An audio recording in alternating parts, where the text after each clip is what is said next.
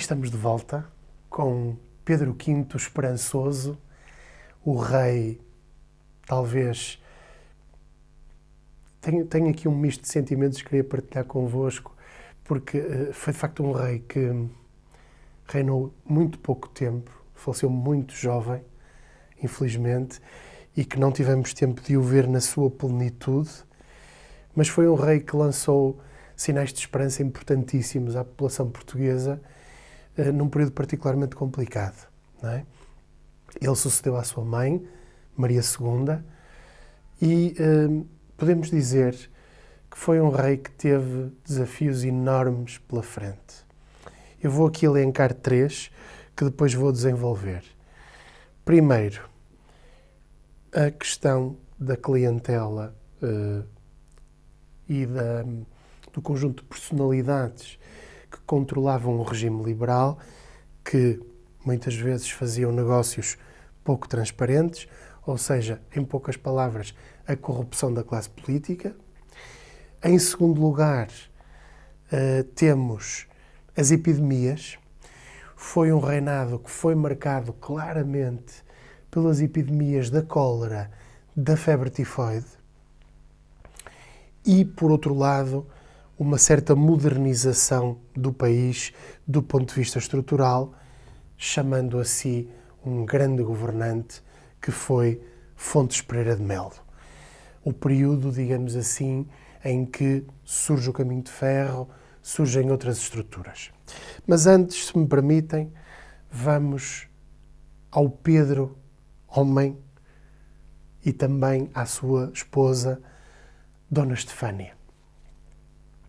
Este jovem casal que, enfim, criou tanta esperança, foi um casal que estava imbuído dos melhores princípios do tempo e desejava ardentemente modernizar o país. Dona Estefânia de Hohenzollern Sigmaringen, princesa germânica, veio para Portugal, onde casou por procuração com Dom Pedro. Ainda não se conheciam, mas isso não impediu que entre eles nascesse uma relação amorosa extremamente forte, ainda que curta e pouco duradoura, porque é preciso recordar aqui que se Pedro faleceu jovem, Estefânia faleceu ainda mais jovem, com apenas 24 anos. Este casal teve uma preocupação muito grande. Preocupação com as crianças, com a sua desproteção, com a falta de cuidados de saúde na primeira infância e com os cuidados pediátricos. E é por isso que ainda hoje o Hospital Pediátrico de Lisboa se chama, digam lá, Hospital de Dona Estefânia. Não é por acaso. É porque, efetivamente, a rainha preocupou-se muito com estes cuidados. Não foi, aliás, a única. No Porto, construiu-se um hospital pediátrico equivalente que teve o nome da rainha Maria Pia. Maria Pia de Saboia, uma mulher que seguramente vai merecer nas próximas semanas um Mitos e Mentiras também, uma personalidade interessantíssima da nossa história. Controversa também, mas nós gostamos da controvérsia, não é? Ora, Dom Pedro, o que é que ele, em poucas palavras, nestes minutos que temos, fez? Fez iniciativas interessantíssimas. Uma eu vou aqui sublinhar, porque é um dos mitos mais fortes sobre o seu reinado, acreditamos que não seja uma mentira, que foi colocar à porta do Palácio das Necessidades, que era o palácio onde a família real mais tempo residia durante esta época. É preciso dizer que o Palácio da Ajuda ainda não estava terminado. Aliás, na verdade, terminou há pouco tempo a sua construção com a ala sobre o Tesouro Real, que se fechou, porque era um palácio incompleto, até há bem pouco tempo atrás, como sabem. E por isso, o Palácio das Necessidades, que é hoje a sede do Ministério dos Negócios Estrangeiros, foi então, durante a maioria do período da monarquia constitucional, entre 1820 e 1910, esses 90 anos, é, sobretudo, nas necessidades que a família real está.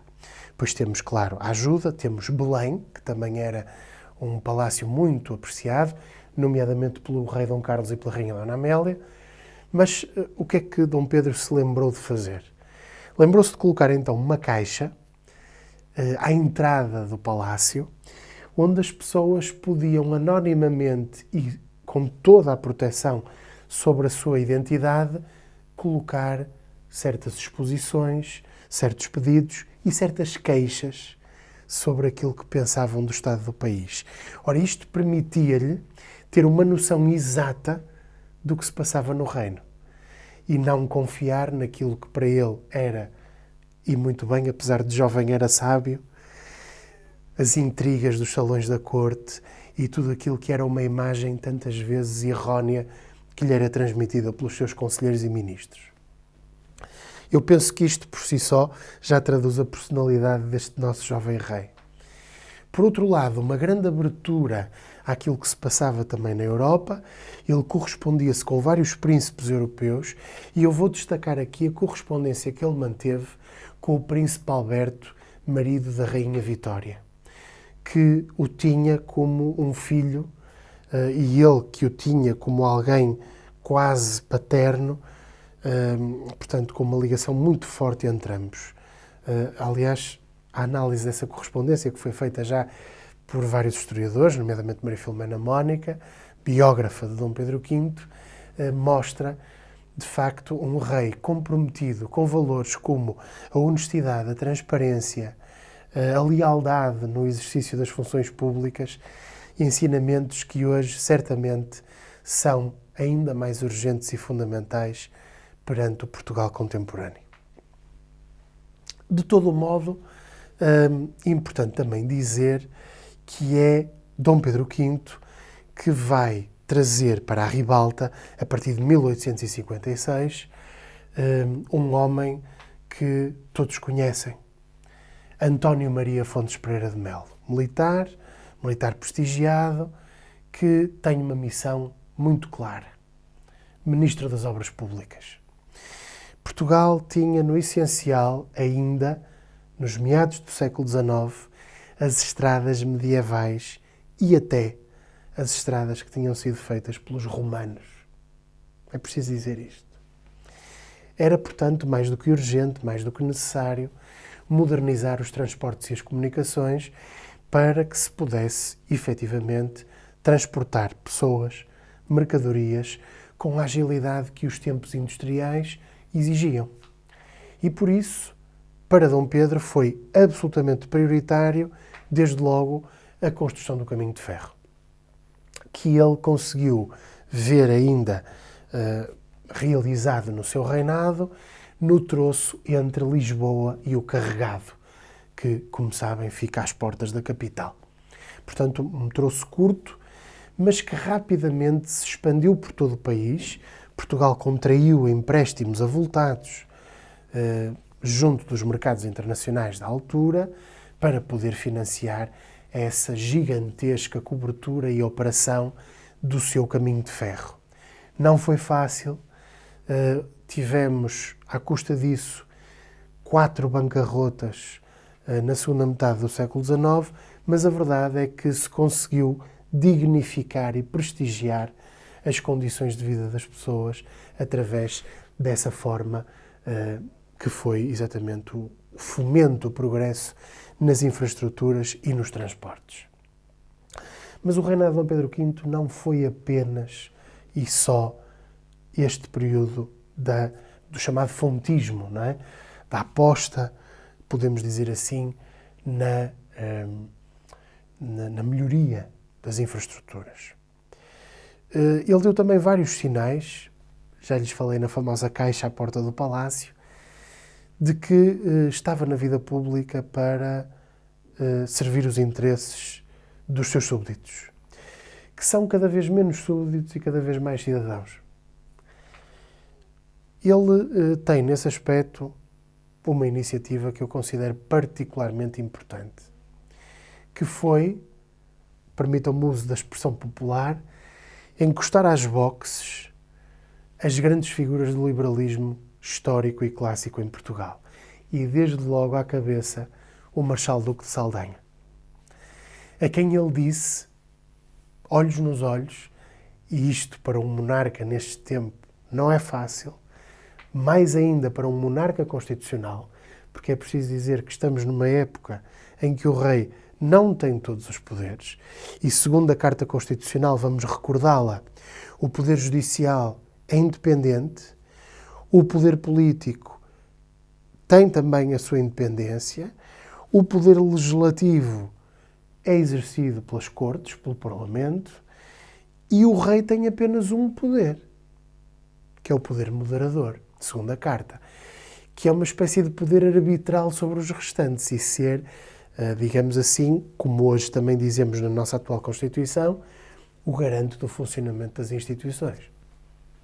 Ora, ele colocou precisamente o Marechal Duque de Saldanha, nunca melhor dito, ele que usava muitas vezes espada, entre a espada e a parede, e disse-lhe: o senhor faz parte de uma, e a expressão é mesmo esta, canalhocracia que nos governa. Portanto, ele chamou a Saldanha aos seus colaboradores, àqueles que com ele trabalhavam, canalhas. Isto não é coisa pouca para um rei constitucional. É, obviamente, uma declaração de guerra dentro daquilo que foi a elite do liberalismo político desta altura. E é por isso que nunca nos devemos esquecer que este rei, apesar de jovem, apesar de inexperiente, foi extremamente corajoso. E é por isso que, voltando ao sentimento que tive no início deste programa, me é particularmente sensível e caro falar deste monarca, porque ele, certamente, se vivesse mais tempo, poderíamos ter um Portugal diferente. Mais ousado, mais ambicioso, mais moderno, menos perdido e enredado nas redes e nas influências e nas resistências que caracterizaram e caracterizam o bloqueamento do nosso país de alguma forma. E, portanto, não há dúvida que falar sobre este monarca é falar sobre alguém grande na nossa história. Para terminar, eu queria apenas dizer que podem consultar hoje, graças ao Arquivo Nacional da Torre do Tombo e à riqueza, e eu queria aqui fazer uma palavra muito especial para o Arquivo Nacional, que digitalizou milhares, milhões de documentos que todos vocês podem hoje, através de um clique, consultar. Isto é serviço público, isto é serviço à memória, e nós, pela consulta desses documentos, não temos a mínima dúvida de que a personalidade do rei e daqueles que o acompanhavam, evidentemente, era uma personalidade transformadora. Devido à sua curta e jovem vida, quem lhe sucede é o seu irmão Dom Luís, um homem diferente, com uma personalidade diferente, menos interventivo, um homem mais de consensos, não tanto de rupturas, digamos assim. Foi sem dúvida um grande rei e sobre ele falaremos noutro programa, mas não há dúvida que o que realmente interessava Dom Luís era a música, a arte, a cultura, aspectos, aliás, que ele transmitiu muito bem ao seu filho Dom Carlos, também. Outro rei extraordinariamente interessante. Eu queria dizer também, a propósito deste contexto, como sabem, nós estamos no início da segunda metade do século XIX em Portugal, que a ferrovia, o comboio, trouxe às vilas, às cidades e às aldeias de Portugal um sentimento de que finalmente faziam parte de uma comunidade nacional. E eu acho isto muito importante, porque até aqui o que há é uma visão quase local, quase regional dos poderes das instituições. A partir de agora, passa a haver um sentimento de pertença a uma comunidade nacional mais ampla. E isto parece impossível dizer isto só no século XIX, mas é verdade. É célebre a história dos pescadores da Póvoa de Varzim, quando, precisamente, estando a família real ao largo dessa póvoa marítima, numa visita muito interessante, em que o cozinheiro que foi chamado para preparar a refeição foi o célebre Abade Priscos, que deu origem ao pudim delicioso, que hoje é um dos ícones da gastronomia bracarense, e é delicioso, de facto. Não quero, conforme a hora que me estejam a ver, criar aqui água na boca, mas é realmente, provem que é muito bom. É muito interessante essa história dos pescadores da Póvoa de Varzim, em que o rei, perante eles, se lhes dirige e pergunta: então, vocês de onde são? Senhor, somos da Póvoa de Varzim. E ele pensava: mas sois portugueses? Sim, mas o primeiro sentimento que há é o sentimento local, é o sentimento regional, o que é muito interessante. Ora, com a melhoria dos transportes e comunicações, não apenas do caminho de ferro, mas do cabo submarino que foi iniciado, do telégrafo, do gramofone, da telefonia, depois rádio. Estamos também numa rádio. Tudo isso significou um afluxo de ideias, de princípios que nós até aí não contactávamos, e é evidente que isso contribuiu muito para a modernização do país e, portanto, olhar para este reinado de Dom Pedro V, olhar para o seu contexto, para a sua época, é, além de um ato da mais elementar justiça, também um ato de respeito para com a memória de um rei que procurou sempre e contra tudo e contra todos lutar por um projeto de honestidade na vida pública, de transparência e de grande integridade, e por isso o meu respeito, a minha homenagem a este monarca. Muito obrigado pela vossa atenção e até ao próximo programa.